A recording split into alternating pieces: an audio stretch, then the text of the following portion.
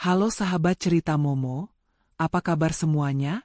Sebelum kita mulai cerita yang penuh inspirasi dan pelajaran hidup kali ini, jangan lupa ya untuk like dulu videonya, subscribe channel cerita Momo, dan nyalakan juga lonceng notifikasinya supaya nggak ketinggalan cerita seru berikutnya.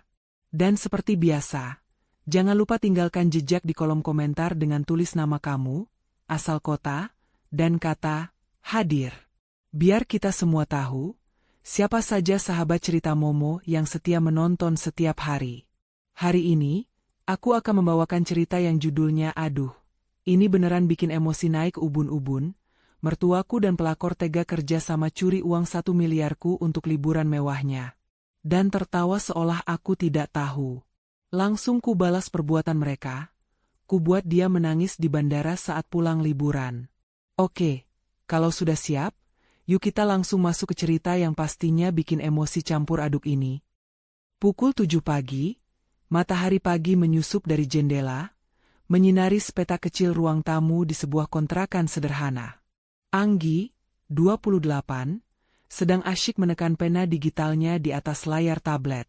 Garis-garis desain grafis yang rumit tercipta di bawah sentuhan jarinya yang lincah. Di sampingnya, segelas teh hangat mengepul, menemani kesibukannya sejak subuh.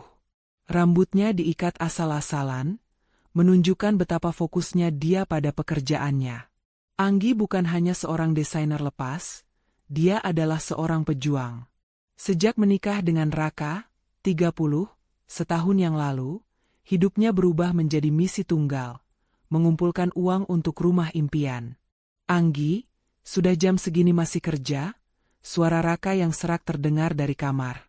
Ia keluar dengan kaos oblong yang sudah lusuh, menguap lebar. Raka tidak seambisius Anggi. Baginya, hidup cukup dinikmati saja, tidak perlu terlalu dikejar. Sikap ini seringkali membuat Anggi jengkel, tetapi ia selalu mencoba bersabar. Bentar lagi, Mas.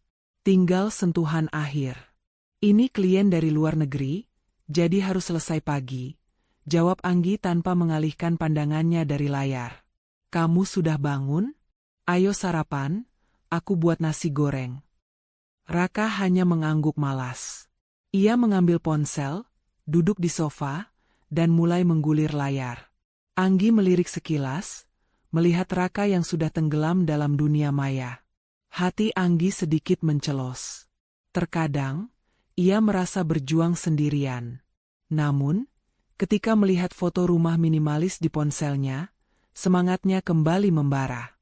Rumah itu adalah tujuan mereka, bukti dari semua pengorbanan yang mereka lakukan. Setelah menyelesaikan pekerjaannya, Anggi mengirimkan file desainnya, lalu tersenyum puas. Uang yang dia dapatkan kali ini lumayan besar. Anggi bergegas ke dapur untuk menyiapkan nasi goreng. Saat sedang memasak, ia mendengar Raka berbicara di telepon dengan suara pelan, seolah menyembunyikan sesuatu.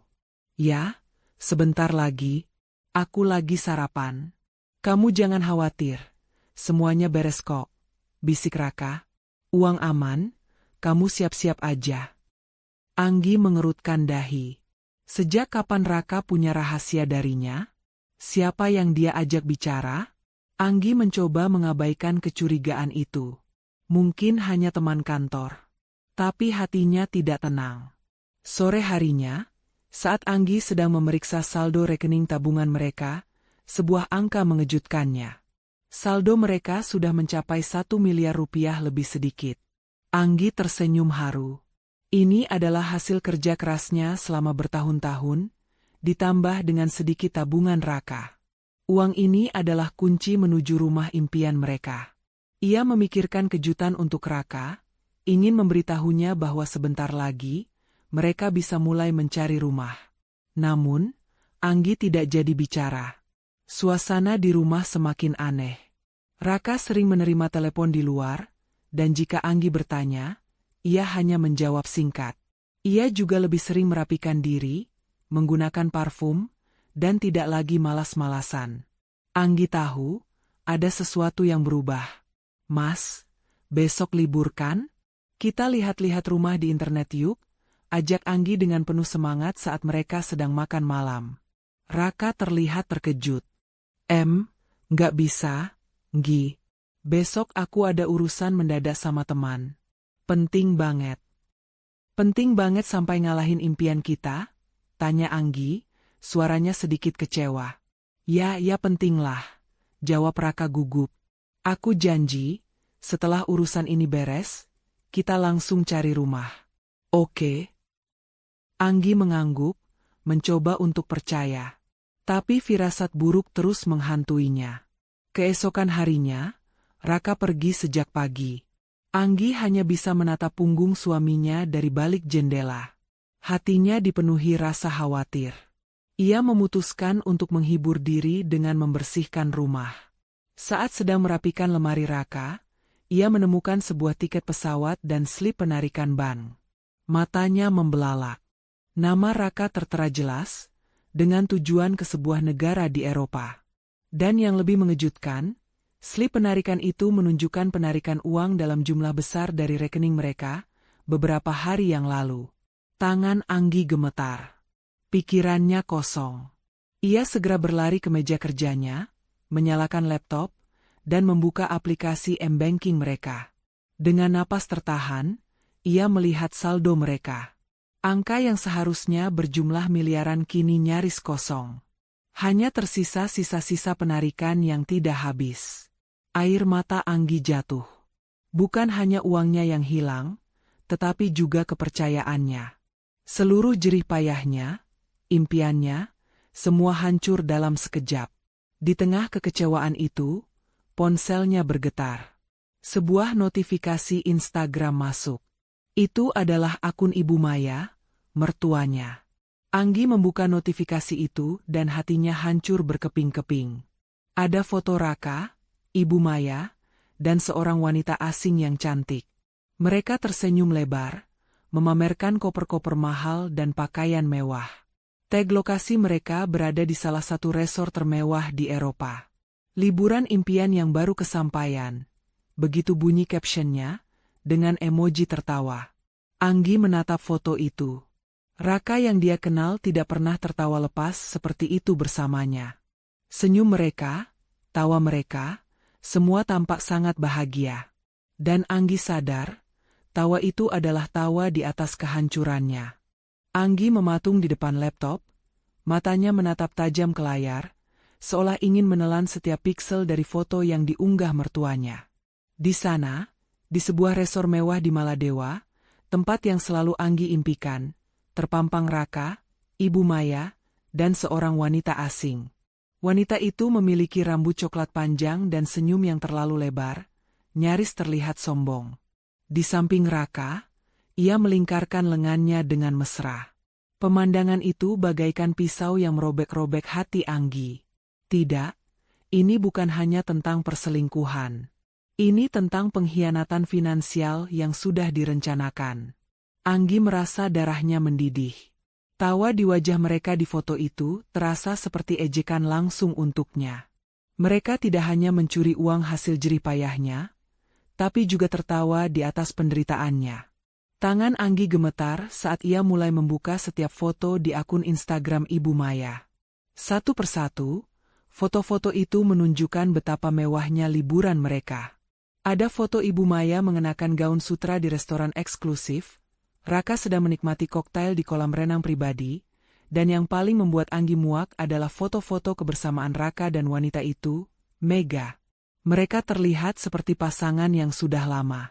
Di bawah foto-foto itu, ada berbagai komentar dari teman-teman Ibu Maya dan Mega yang memuji kecantikan dan kekayaan mereka, tanpa tahu dari mana asal semua uang itu. Wanita licik, desis Anggi, menyebut Mega. Ia lalu membuka tab baru dan mencari nama Mega. Ternyata Mega adalah seorang sosialita dan selebgram dengan puluhan ribu pengikut. Anggi melihat-lihat profilnya, mencari petunjuk lain. Ada banyak foto Mega dengan tas-tas bermerek, perhiasan mahal, dan berbagai video liburan di tempat-tempat mewah. Anggi menyadari, Mega adalah tipe wanita yang serakah dan sangat ambisius. Hal ini semakin meyakinkan Anggi bahwa ia tidak bisa lagi mempercayai Raka. Anggi lalu teringat bahwa Raka, suaminya, tidak pernah semewah ini. Jangankan liburan ke Maladewa, untuk makan di restoran mahal saja dia selalu mengeluh karena harus berhemat. Tiba-tiba, sebuah video di salah satu postingan Mega menarik perhatiannya. Video itu direkam dengan kamera depan dan menunjukkan Raka dan Ibu Maya yang sedang menertawakan sesuatu. Katanya mau nabung buat beli rumah. Suara Ibu Maya terdengar samar, diikuti tawa renyah Mega. Biarin aja, dia kan emang bodoh. Raka tertawa. Dia pikir uangnya aman, padahal kita pakai buat liburan. Jantung Anggi serasa berhenti berdetak. Matanya memanas dan air matanya mengalir deras, membasahi pipinya. Itu adalah suara suaminya sendiri, orang yang dia cintai. Kata-kata itu, dia kan emang bodoh. Menusuk Anggi lebih dalam dari apapun. Ia merasa bodoh, naif, dan buta. Ia telah bekerja keras siang dan malam, bermandikan keringat dan air mata, hanya untuk menjadi bahan tertawaan suaminya sendiri. Anggi mengepalkan tangannya. Tangisan itu kini berubah menjadi kemarahan yang membara. Ia tahu, tangisan tidak akan menyelesaikan masalah. Ia harus bangkit dan membalas perbuatan mereka. Anggi tidak akan membiarkan mereka lolos begitu saja.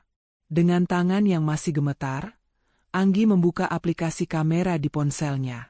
Ia mulai merekam layar laptopnya, menunjukkan setiap foto, setiap caption, dan yang paling penting, video pengakuan yang memuakan itu. Ia juga mengambil tangkapan layar dari setiap postingan dan menyimpan tautannya.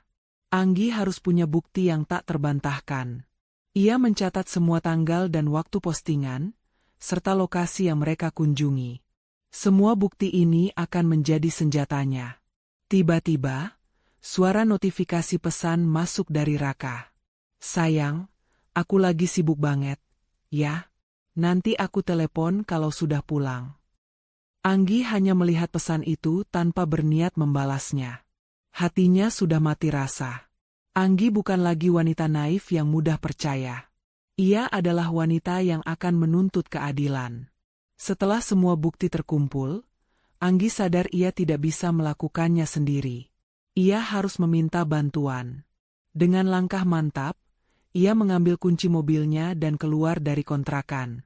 Ia tahu, langkah pertamanya harus dimulai dari bank tempat ia dan Raka menabung. Ia butuh lebih dari sekadar screenshot. Ia butuh dokumen resmi. Anggi siap menghadapi semua konsekuensi. Setelah mengamati semua bukti digital, Anggi merasa tidak cukup hanya dengan itu. Ia butuh bukti fisik, bukti yang tidak bisa dibantah. Dengan tekad yang membara, ia mengemudikan mobilnya menuju bank tempat ia dan Raka menyimpan uang mereka. Di sepanjang jalan, pikirannya terus berputar, memutar ulang rekaman suara Raka dan tawa Mega yang meremehkan. Emosi Anggi berubah-ubah, dari rasa sakit yang menusuk menjadi kemarahan yang membatu. Sampai di bank, Anggi langsung menemui customer service. Awalnya ia ragu, tetapi demi keadilan, ia mengesampingkan rasa malu dan menanyakan riwayat penarikan dari rekening tabungan bersama mereka. Selamat siang, Mbak. Ada yang bisa saya bantu? Sapa seorang staf bank ramah. Selamat siang, Mbak. Saya mau meminta riwayat transaksi rekening tabungan atas nama saya dan suami, kata Anggi, suaranya terdengar tegar meski hatinya berdebar. Bisa saya lihat KTP-nya, Mbak? Anggi menyerahkan KTP-nya dan kartu identitas Raka yang ia bawa. Setelah beberapa saat mengecek, staf bank itu mengangguk. Baik, ini riwayat transaksi rekening Mbak Anggi dan Mas Raka, ujar staf itu sambil menyerahkan beberapa lembar kertas.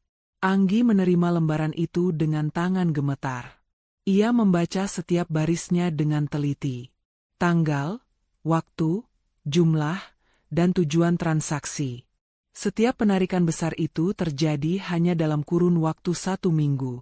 Ada penarikan tunai di ATM, transfer ke rekening lain, dan bahkan pembayaran untuk tiket pesawat serta hotel. Semua transaksi itu dilakukan oleh Raka. Anggi mengepalkan tangannya. Di sana, tertulis jelas nama-nama penerima transfer yang tidak dikenalnya, salah satunya ke rekening bernama Mega Pratiwi. Tentu saja, nama itu sama persis dengan nama di akun Instagram yang baru saja ia lihat. Itu adalah bukti tak terbantahkan.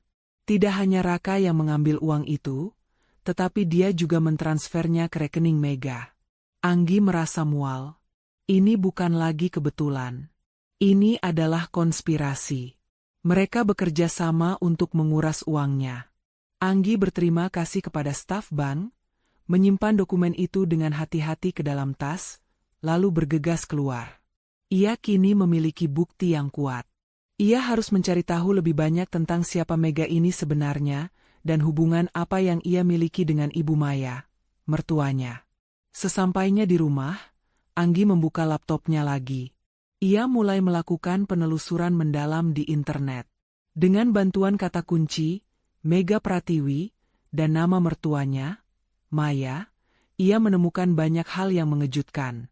Ia menemukan berita-berita lama dari beberapa tahun lalu tentang skandal penipuan investasi bodong yang melibatkan Mega Pratiwi.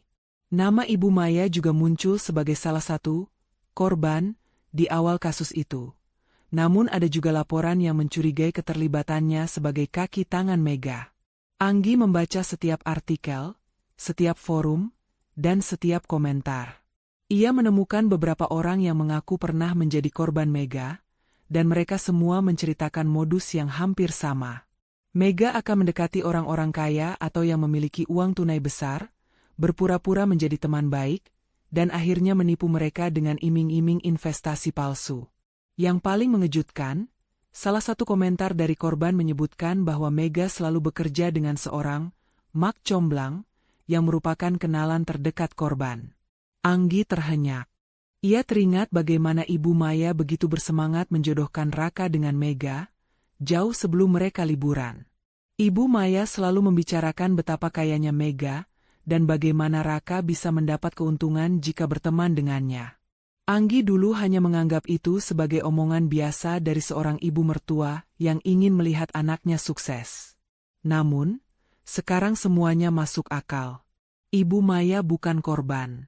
Dia adalah bagian dari skema itu. Air mata Anggi kini bukan lagi karena kesedihan, melainkan amarah yang dingin. Dia menyadari, sejak awal, dia telah dijebak. Raka tidak pernah benar-benar mencintainya, hanya melihatnya sebagai sumber uang. Ibu Maya, yang seharusnya menjadi keluarga, ternyata adalah dalang di balik semua ini. Anggi mengambil ponselnya.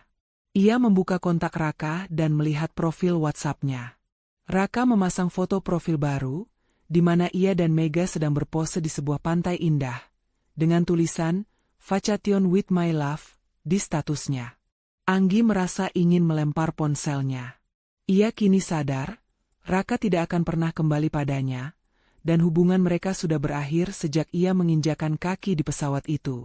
Dengan tekad yang kuat, Anggi memfotokopi semua dokumen bank, mencetak semua tangkapan layar, dan menyimpannya dalam sebuah map plastik.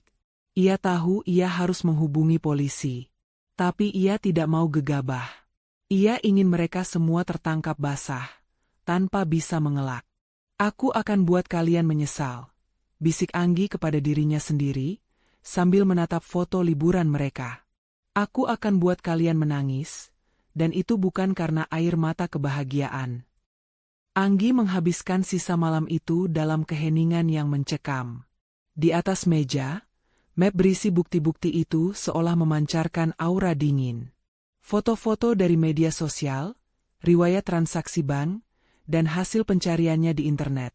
Semuanya kini menjadi senjata. Ia tidak lagi melihat Raka sebagai suaminya, melainkan sebagai seorang pengkhianat. Ibu Maya, yang dulu ia panggil Ibu, kini adalah dalang di balik semua kehancurannya.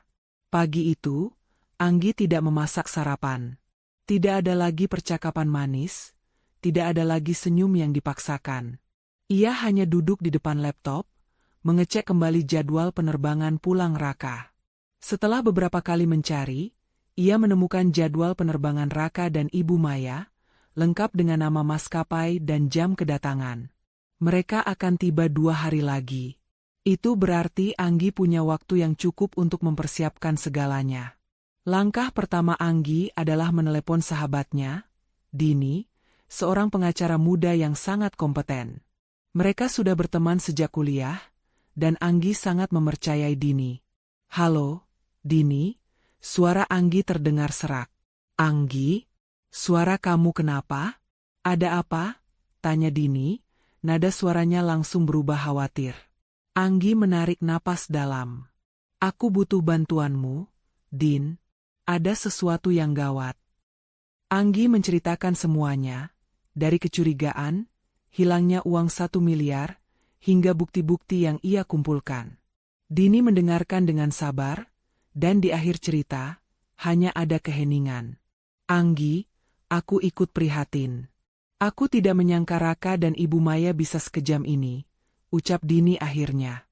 "Tapi kamu sudah melakukan hal yang benar. Mengumpulkan bukti-bukti itu adalah langkah awal yang paling penting." Dini lalu menjelaskan langkah-langkah hukum yang harus diambil.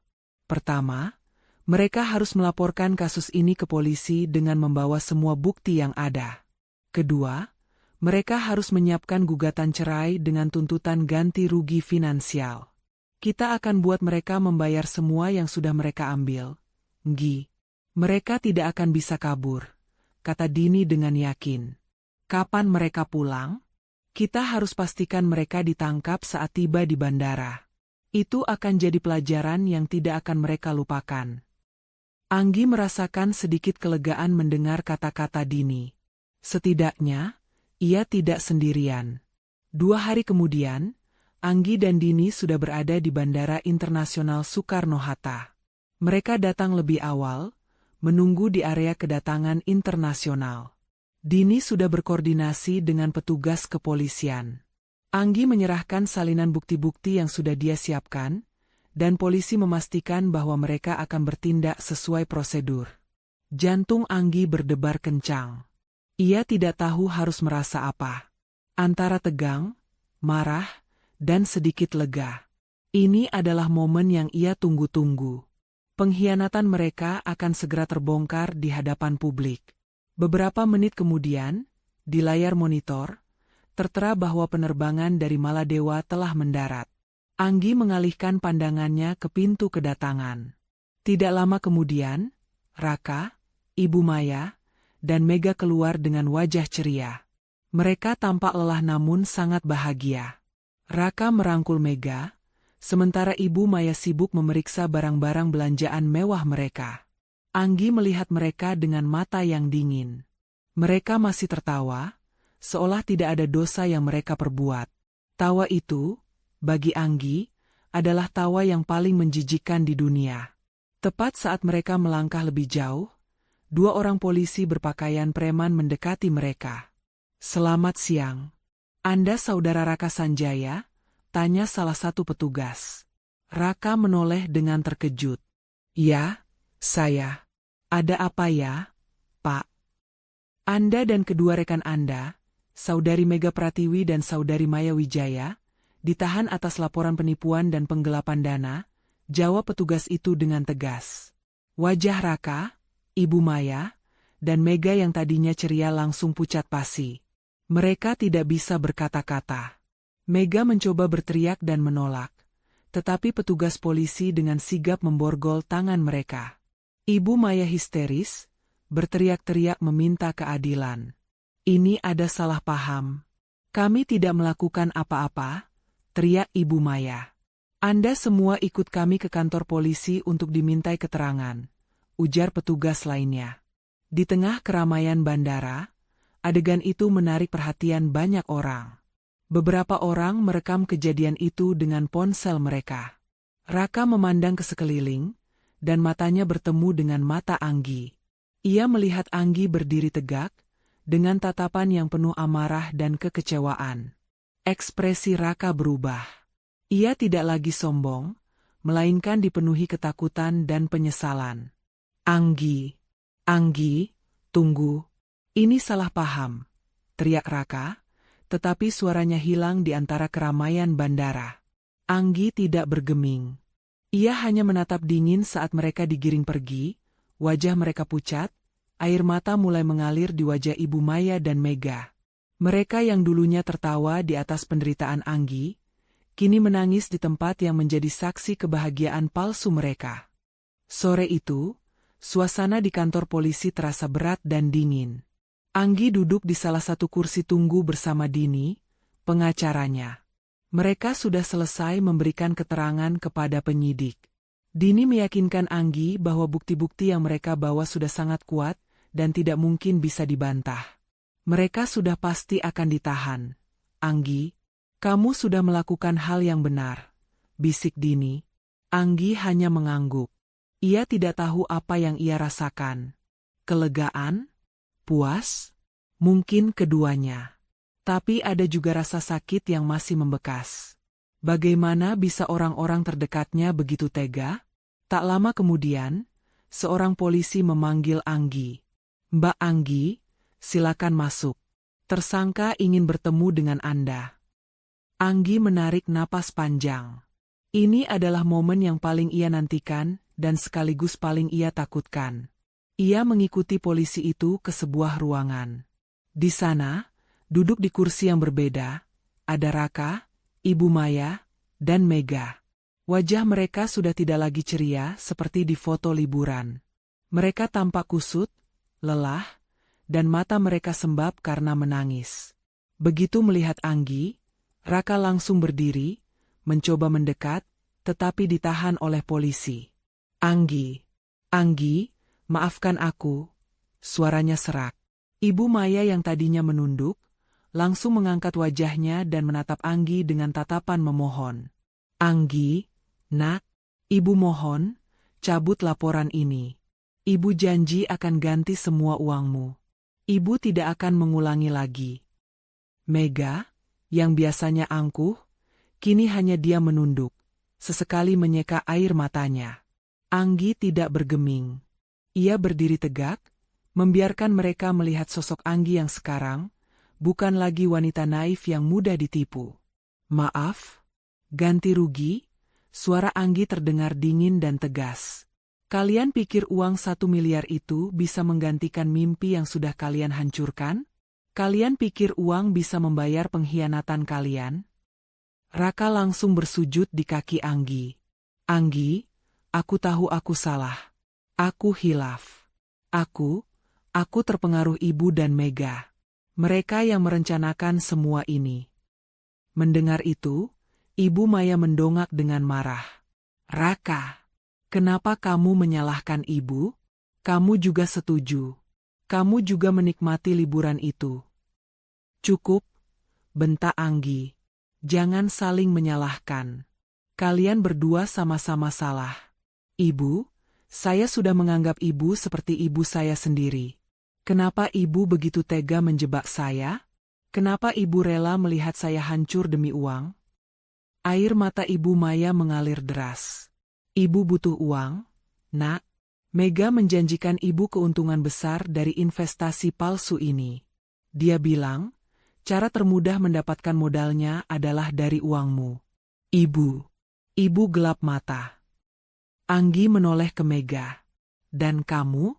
Kamu datang ke kehidupan saya, merusak semuanya, dan mencuri uang hasil jerih payah saya. Apa kamu tidak punya hati? Mega akhirnya mengangkat wajahnya, menatap Anggi dengan mata yang penuh rasa bersalah. Anggi, maafkan aku. Sejak awal, Raka dan Ibu Maya yang mendekatiku. Mereka tahu aku punya koneksi untuk investasi. Mereka yang bilang padaku kalau kamu punya uang yang sangat banyak. Mereka yang merencanakan semua ini. Mereka yang... Cukup, bentak Raka lagi. Jangan memutarbalikkan fakta. Kita semua salah. Anggi melihat ke arah polisi dan Dini. Ia sudah mendengar cukup banyak. Pengakuan dari mereka bertiga sudah lebih dari cukup. Mereka semua saling menyalahkan, menunjukkan betapa busuknya hati mereka. Pak Polisi, saya sudah dengar semua yang perlu saya dengar, kata Anggi dengan suara datar.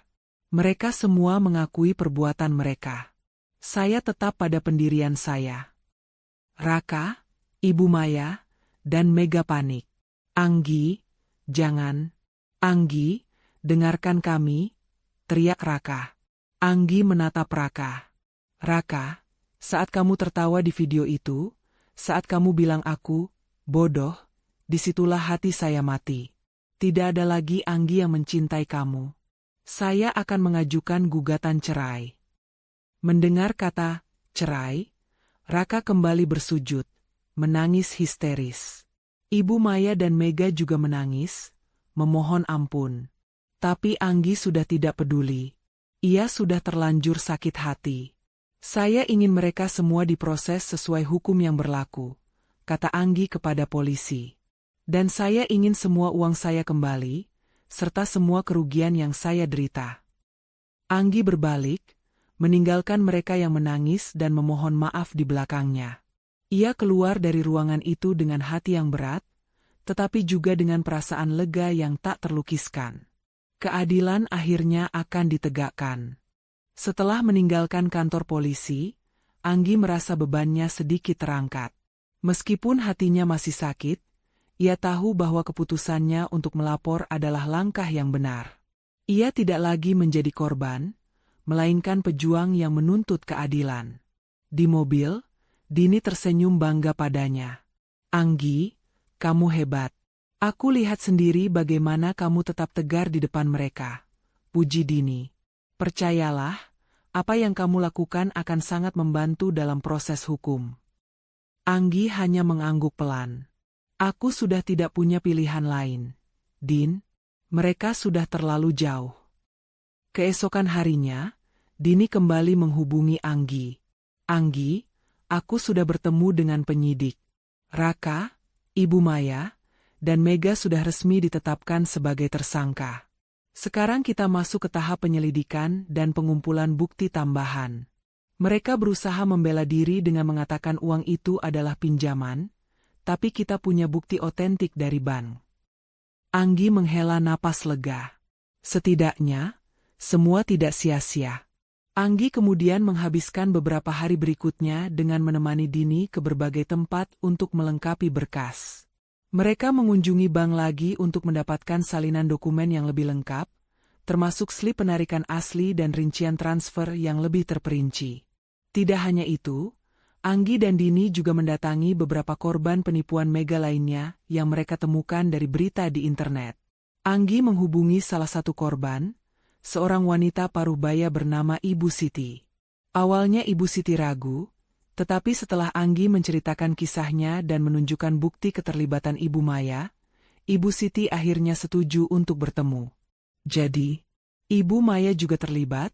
Tanya Ibu Siti dengan nada tidak percaya saat bertemu dengan Anggi di sebuah kafe.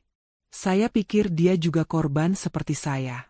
Dia bilang Mega adalah teman dekatnya, jadi saya percaya saja saat dia meyakinkan saya untuk berinvestasi.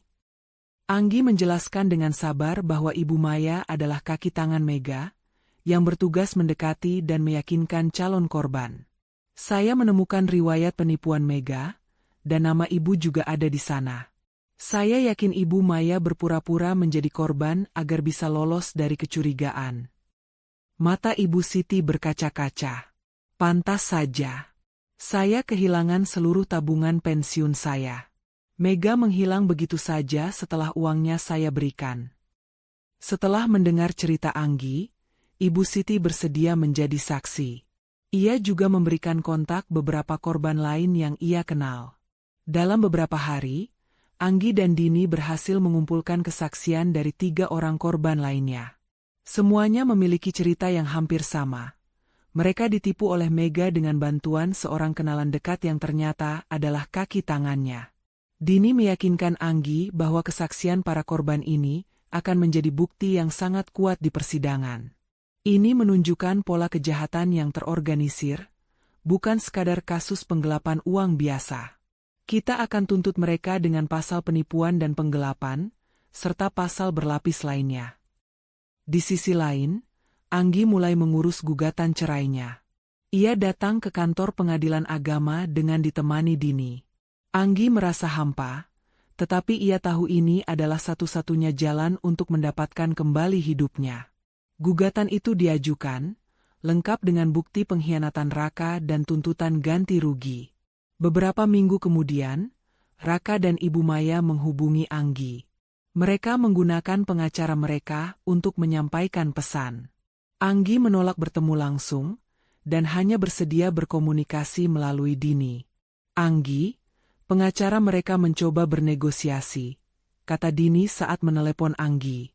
Mereka minta agar kasus ini diselesaikan secara kekeluargaan. Mereka berjanji akan mengembalikan uangmu dengan cara mencicil, asalkan kamu mencabut laporan. Anggi langsung menolak. Tidak, Din. Aku tidak mau. Mereka sudah punya kesempatan untuk mengembalikan uang itu saat mereka liburan. Sekarang, biarkan hukum yang bekerja.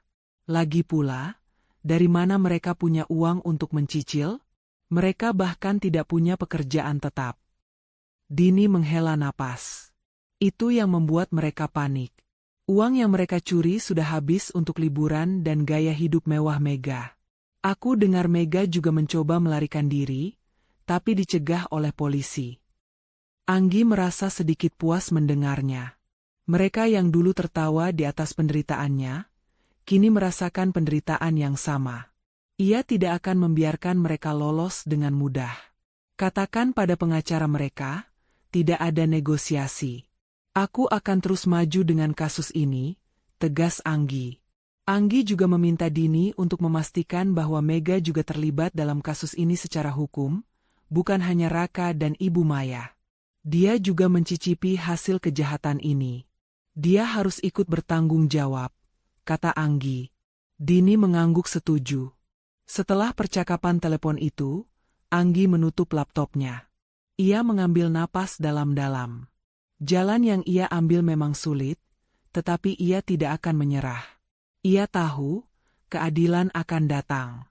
Berita penangkapan Raka, Ibu Maya, dan Mega di Bandara Soekarno-Hatta dengan cepat menyebar.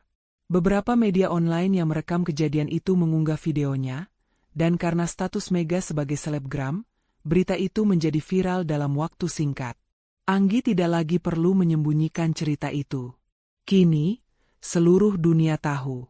Dunia maya, yang tadinya penuh dengan pujian, kini dipenuhi dengan cemoohan. Komentar-komentar pedas membanjiri akun media sosial Mega dan Ibu Maya. Para pengikut Mega yang dulu memujinya, kini berbalik menghujat, menuduhnya penipu dan pencuri. Endorsement yang selama ini menjadi sumber penghasilan Mega langsung dicabut oleh berbagai merek. Bahkan, beberapa merek secara terbuka mengumumkan bahwa mereka memutus kerjasama karena skandal penipuan tersebut. Bisnis Mega hancur dalam hitungan hari. Reputasinya sebagai sosialita kaya kini berganti menjadi pelakor pencuri. Di sisi lain, kehidupan Raka juga tidak lebih baik.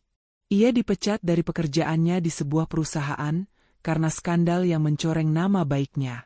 Raka tidak hanya kehilangan pekerjaan, tetapi juga reputasi profesionalnya. Tidak ada perusahaan yang mau mempekerjakan seorang mantan narapidana kasus penipuan, apalagi dengan jumlah uang yang fantastis.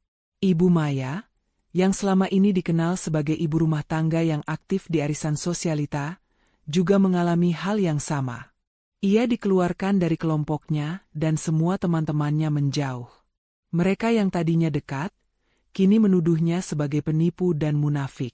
Keluarga besar Raka, yang selama ini hanya peduli dengan status sosial dan kekayaan, juga menjauh. Mereka malu memiliki anggota keluarga yang terlibat kasus kriminal. Anggi, di sisi lain, mulai menata hidupnya kembali. Ia melanjutkan pekerjaannya sebagai desainer grafis lepas, dan yang mengejutkan, banyak klien baru yang datang setelah mendengar kisahnya. Kisah Anggi, yang tadinya merupakan aib, kini menjadi inspirasi bagi banyak orang. Ia menjadi simbol ketegaran dan keadilan. Beberapa stasiun televisi dan media online bahkan memintanya untuk menjadi narasumber, tetapi ia menolak dengan sopan. Ia hanya ingin fokus pada proses hukum dan memulai hidup baru. Dini, pengacara Anggi, terus mengabarkan setiap perkembangan kasusnya. Anggi, mereka sudah menjual semua barang mewah yang mereka beli dari hasil liburan, kata Dini saat mereka bertemu di kantor. Mega menjual semua tas dan perhiasan bermereknya untuk membayar pengacara dan membayar utang-utang kecil. Tapi itu tidak cukup. Mereka sekarang benar-benar bangkrut. Baguslah, jawab Anggi datar. Semoga mereka sadar bahwa uang hasil curian tidak akan membawa kebahagiaan. Anggi juga mendapatkan informasi bahwa Raka dan Ibu Maya sudah tidak punya tempat tinggal. Rumah yang mereka tempati ternyata hanya menyewa. Setelah tidak bisa membayar sewa, mereka diusir. Mereka kini hidup dalam kesulitan, tidak punya uang, tidak punya pekerjaan, dan tidak punya teman. Keluarga yang dulu sangat mereka banggakan kini menjauh. Anggi mendengar semua itu tanpa ada rasa puas yang berlebihan. Ia hanya merasa hampa. Ia sudah mendapatkan kembali keadilan, tetapi ia juga kehilangan keluarga dan masa depan yang ia impikan. Namun, ia tidak menyesal. Lebih baik hidup dalam kesendirian yang jujur daripada hidup dalam kebohongan yang manis. Suatu malam, ponsel Anggi bergetar. Sebuah nomor tidak dikenal menelepon. Setelah ragu sejenak, Anggi mengangkatnya. "Halo, Anggi?" Suara Raka terdengar lemah dan putus asa. "Ada apa?" tanya Anggi dingin. "Anggi, aku mohon tolong cabut laporanmu." Suara Raka bergetar. Kami benar-benar sudah tidak punya apa-apa lagi. Kami harus tidur di pinggir jalan. Aku mohon demi kita, demi masa lalu kita." Anggi menutup matanya. Ia membayangkan Raka yang dulu ia cintai, dan Raka yang kini menjadi pengkhianat. "Raka, jangan pernah hubungi aku lagi. Hubungan kita sudah berakhir. Aku tidak akan mencabut laporanku. Kamu dan ibu sudah menghancurkan hidupku. Sekarang, giliran kalian yang merasakan kehancuran itu." Anggi langsung mematikan telepon. Ia tidak lagi merasakan amarah, hanya kekecewaan yang sangat dalam. Ia tahu bahwa keputusannya sudah bulat. Tidak ada kata maaf, tidak ada lagi kesempatan kedua. Setelah menutup telepon dari Raka, Anggi merasa ada kedamaian yang aneh. Bukan kepuasan, melainkan ketenangan.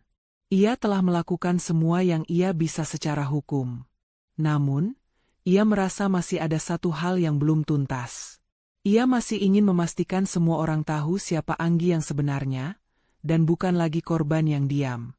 Ia tidak ingin reputasinya ternoda karena fitnah dari mereka. Anggi menghubungi Dini. "Din, aku ingin membuat pernyataan publik. Aku ingin menceritakan semuanya, dari sudut pandangku," katanya. Dini terkejut. "Anggi, kamu yakin? Itu akan membuatmu jadi pusat perhatian.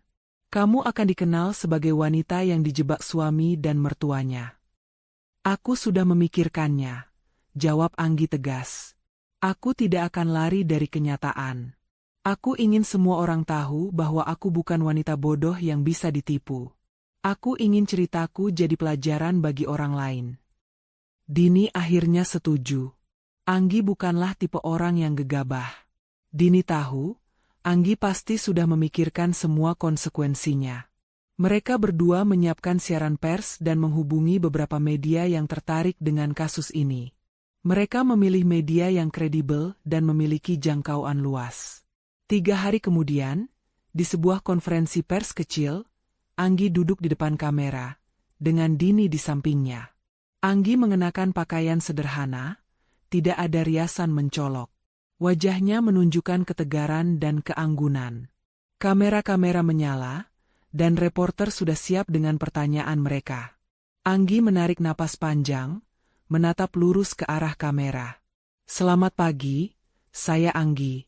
Terima kasih sudah hadir," katanya, suaranya mantap.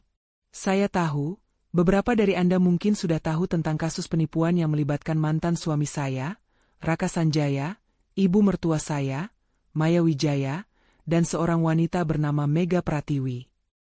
Para wartawan mulai sibuk mencatat. Anggi melanjutkan. "Hari ini, saya hadir bukan untuk mencari sensasi atau simpati. Saya ingin meluruskan fakta dan memberikan peringatan kepada semua orang." Anggi kemudian menceritakan semua dari awal. Ia menceritakan bagaimana ia dan Raka menabung mati-matian untuk membeli rumah impian, bagaimana ia bekerja siang dan malam, dan bagaimana ia menyimpan semua uangnya di rekening bersama. Ia menceritakan bagaimana ia menemukan bukti pengkhianatan dari media sosial, dan bagaimana ia menemukan video Raka dan Ibu Maya yang menertawakannya. Saya tahu, banyak dari Anda yang mungkin merasa saya bodoh atau naif karena begitu mudahnya ditipu oleh orang terdekat, kata Anggi, suaranya sedikit bergetar, tetapi ia tetap mengontrol emosinya.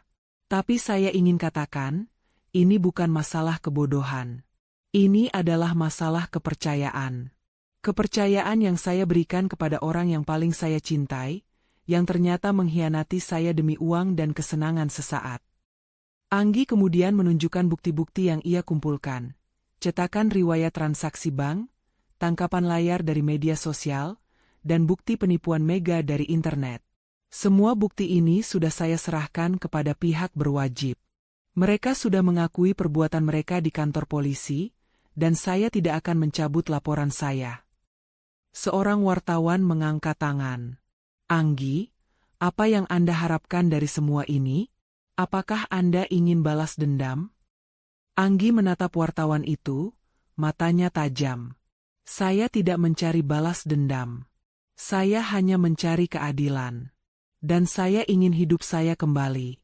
Semua uang yang mereka curi adalah hasil jerih payah saya. Mereka harus mempertanggungjawabkannya. Ia kemudian membuat pernyataan yang paling penting. Hari ini, saya ingin menegaskan bahwa saya sudah tidak memiliki hubungan lagi dengan Raka Sanjaya. Gugatan cerai sudah saya ajukan. Saya tidak ingin lagi dikaitkan dengan mereka. Setelah konferensi pers, berita tentang Anggi dan kisahnya menjadi trending topik di seluruh Indonesia. Dukungan mengalir deras. Anggi menerima banyak pesan dari orang-orang yang pernah menjadi korban penipuan, yang berterima kasih karena Anggi telah memberikan mereka keberanian untuk bangkit. Di sisi lain, reputasi Raka, Ibu Maya, dan Mega semakin hancur. Keluarga besar Raka yang tadinya hanya menjauhi mereka, kini secara terbuka mengutuk perbuatan mereka. Mega kehilangan semua pengikutnya di media sosial. Ia terpaksa menghapus semua akunnya karena tidak tahan dengan hujatan. Mereka tidak lagi bisa bersembunyi. Anggi, di lain pihak, menjadi simbol kekuatan. Kisahnya viral di media sosial, dan ia mulai diundang ke berbagai acara talk show untuk menceritakan kisahnya. Anggi menerima undangan itu, tidak untuk mencari ketenaran, tetapi untuk menginspirasi orang lain. Ia menceritakan bagaimana ia bangkit dari keterpurukan, dan bagaimana ia tidak membiarkan pengkhianatan itu menghancurkan hidupnya. Jangan pernah biarkan orang lain merenggut kebahagiaanmu, kata Anggi di sebuah talk show. Teruslah berjuang untuk dirimu sendiri. Karena pada akhirnya, hanya kamu yang bisa menolong dirimu sendiri. Setelah konferensi pers yang menggemparkan, kehidupan Anggi berubah drastis. Ia tidak lagi menjadi korban yang bersembunyi. Ia adalah simbol keberanian yang menginspirasi. Di sisi lain, kehidupan Raka, Ibu Maya, dan Mega adalah kebalikannya. Mereka yang dulunya angkuh, kini terpuruk dalam kehinaan. Di sebuah sel tahanan yang sempit dan pengap, Raka duduk termenung. Matanya kosong menatap dinding yang kotor. Selama ini, hidupnya di penjara terasa seperti mimpi buruk. Ia tidak pernah membayangkan akan berakhir seperti ini. Ia merindukan masakan Anggi, obrolan mereka di malam hari, bahkan pekerjaan Anggi yang dulu sering ia sepelekan. Raka teringat bagaimana Anggi selalu bekerja keras untuk mereka berdua. Ia teringat bagaimana Anggi selalu menunda keinginan pribadinya demi mengumpulkan uang untuk rumah impian. Raka merasa mual memikirkan bagaimana ia bisa dengan mudahnya mengkhianati orang yang begitu tulus mencintainya. Ia teringat kata-kata Anggi di kantor polisi, "Saat kamu tertawa di video itu, disitulah hati saya mati." Kata-kata itu terus terngiang. Penyesalan itu datang menghantamnya. Ia tahu, semua ini bukan salah Ibu Maya atau Mega sepenuhnya. Ia juga bersalah. Ia memilih jalan yang mudah, jalan yang penuh pengkhianatan, dan sekarang ia membayar harganya. Uang itu habis, reputasinya hancur, dan ia kehilangan wanita yang paling mencintainya. Di sel tahanan yang berbeda, Ibu Maya juga meratapi nasibnya. Ia yang selalu tampil glamor di arisan, kini harus mengenakan seragam tahanan yang kusam. Ia tidak punya siapa-siapa lagi. Keluarga besarnya menolak menjenguknya. Ia teringat bagaimana Anggi dulu begitu perhatian padanya, bagaimana Anggi selalu membelikannya oleh-oleh setiap kali gajian, dan bagaimana Anggi selalu membelanya di depan Raka. Ibu Maya menangis. Ia bukan lagi menangis karena malu, tapi karena penyesalan yang mendalam. Ia sadar, ia telah membuang berlian demi sebutir pasir. Ia telah mengorbankan menantu yang tulus demi iming-iming kekayaan yang ternyata palsu. Ia merindukan senyum tulus Anggi, pelukannya, dan kehadirannya yang selalu menenangkan. Ia tahu, ia telah melakukan kesalahan terbesar dalam hidupnya. Sementara itu, Mega, yang terbiasa hidup mewah, kini harus menghadapi kenyataan pahit. Ia ditahan di sel yang sama dengan tahanan lain. Ia tidak lagi bisa memamerkan tas-tas mahalnya, atau berlibur di tempat-tempat mewah. Ponselnya, yang dulu menjadi sumber kekayaan, kini disita sebagai barang bukti. Mega tahu, ia sudah tidak punya apa-apa lagi. Ia teringat bagaimana Anggi menatapnya di kantor polisi. Tatapan itu bukan tatapan penuh amarah, melainkan tatapan yang penuh kekecewaan. Mega sadar, ia tidak hanya mencuri uang Anggi, tetapi juga kebahagiaan dan kepercayaannya. Ia sudah terlalu serakah, dan kini ia harus membayar harga yang mahal. Ia hanya bisa menangis dalam diam, menyesali semua perbuatannya. Beberapa bulan berlalu. Proses hukum berjalan, dan persidangan dimulai. Selama persidangan, Anggi tidak pernah datang. Dini selalu hadir, mewakili Anggi dan membacakan kesaksian-kesaksian yang sudah mereka siapkan. Anggi tidak ingin melihat wajah mereka lagi. Ia sudah terlalu muak. Di dalam ruang sidang, Raka, Ibu Maya, dan Mega terlihat sangat berbeda. Mereka tampak kurus, kusam, dan mata mereka memancarkan keputusasaan.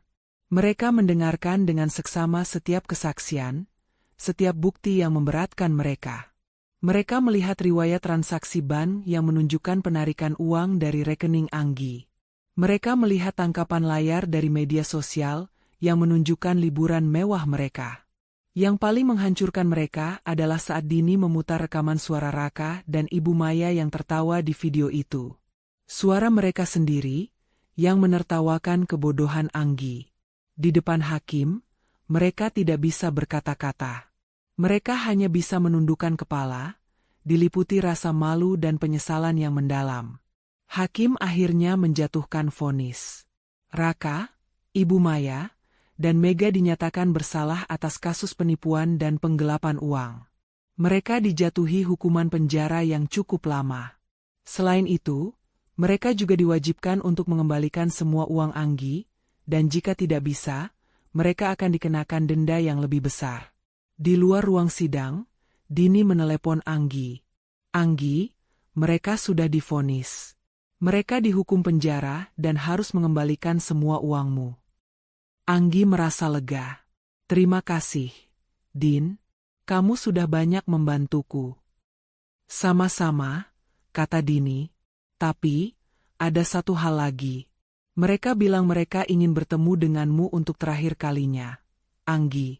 Mereka ingin meminta maaf secara langsung. Anggi terdiam. Ia tidak tahu harus menjawab apa. Aku tidak tahu, Din. Aku tidak siap melihat mereka lagi. Anggi, kamu tidak harus melakukannya, kata Dini. Tapi, mereka terlihat sangat menyesal. Mungkin ini adalah kesempatan terakhir untuk kamu berdamai dengan masa lalu. Anggi mematikan telepon. Ia berjalan ke jendela, menatap keluar. Ia memikirkan kata-kata Dini. Apa ia harus bertemu dengan mereka? Setelah semua yang mereka lakukan, apa permintaan maaf mereka masih penting? Anggi memejamkan mata. Ia teringat kembali semua perjuangannya, semua air matanya, dan semua kekecewaannya. Ia sadar, memaafkan mereka tidak akan mengembalikan semua yang sudah hilang. Tapi mungkin, ini adalah satu-satunya cara untuk ia benar-benar bisa melangkah maju, melepaskan semua rasa sakit dan dendam yang selama ini ia pendam. Setelah percakapan dengan Dini, Anggi kembali ke apartemennya. Pikirannya dipenuhi kebimbangan. Haruskah ia menemui mereka? Apa gunanya? Semua sudah berakhir, dan hukum sudah berbicara. Namun, ada bisikan kecil di hatinya yang mengatakan bahwa ia harus menutup bab ini dengan tangannya sendiri, bukan hanya di pengadilan, tetapi juga di hati. Ia harus menghadapi mereka untuk terakhir kalinya, bukan untuk memaafkan, tetapi untuk benar-benar melepaskan. Keesokan harinya, Anggi datang ke lembaga pemasyarakatan. Ia mengenakan pakaian sederhana. Di ruang kunjungan, Dini sudah menunggunya. "Anggi, kamu yakin?" tanya Dini. Anggi hanya mengangguk, menunjukkan keteguhan hatinya. Tak lama kemudian, Raka, Ibu Maya, dan Mega masuk ke ruangan. Mereka tampak sangat berbeda. Wajah-wajah mereka pucat, mata mereka sembab, dan sorot mata mereka tidak lagi dipenuhi kesombongan, melainkan keputusasaan. Mereka duduk di kursi seberang Anggi. Ada pembatas kaca di antara mereka, yang membuat percakapan harus melalui telepon. Raka yang pertama kali mengambil telepon. "Anggi, aku tahu, tidak ada kata yang bisa mewakili betapa menyesalnya aku." Suaranya bergetar. "Aku hancur. Anggi. Aku kehilangan segalanya. Tapi itu tidak seberapa dibandingkan dengan rasa sakit yang kurasakan karena kehilangan kamu." Anggi menatapnya dingin. "Kamu tidak pernah tahu arti kehilangan sampai kamu sendiri yang merasakannya, Raka. Dulu, kamu tidak menganggapku ada, hanya melihatku sebagai sumber uang. Kamu tertawa di video itu, Raka. Kamu menertawakan kebodohanku. Bagaimana bisa aku memaafkan itu?" Raka menangis. "Aku bodoh, Anggi. Aku bodoh. Aku terbuai dengan janji-janji Mega dan Ibu. Aku pikir uang itu akan membawa kebahagiaan. Ternyata tidak. Aku memohon, Anggi, maafkan aku. Aku mencintaimu." "Jangan ucapkan itu, Raka," jawab Anggi. "Cinta tidak seperti itu. Cinta tidak akan mengkhianati. Cinta tidak akan mencuri. Cinta tidak akan menyakiti." Raka menunduk, tidak bisa berkata apa-apa lagi. Kemudian, Ibu Maya mengambil telepon. Air mata mengalir di pipinya yang keriput. "Nak Anggi, Ibu mohon. Ibu tahu, Ibu sudah sangat salah. Ibu menyesal. Ibu seharusnya melindungi kamu, bukan malah menjebakmu. Tolong, maafkan kesalahan Ibu." Anggi melihat ke arah Ibu Maya. "Bu, saya sudah menganggap Ibu seperti ibu saya sendiri. Saya percaya Ibu. Saya tidak pernah membayangkan, Ibu akan tega seperti ini. Saya memohon, Ibu tolong beritahu saya, apa semua ini setimpal dengan 1 miliar yang kalian curi?" Ibu Maya menggelengkan kepalanya sambil menangis terseduh-seduh. "Tidak, Nak, tidak. Liburan itu tidak ada artinya. Kekayaan itu tidak ada artinya. Kebahagiaan palsu itu tidak sebanding dengan kehilangan kamu. Ibu rela menyerahkan semua yang Ibu punya asalkan Ibu bisa mendapatkan kamu kembali sebagai menantu Ibu." Anggi menghela napas panjang. Ia tahu, permintaan maaf mereka tulus.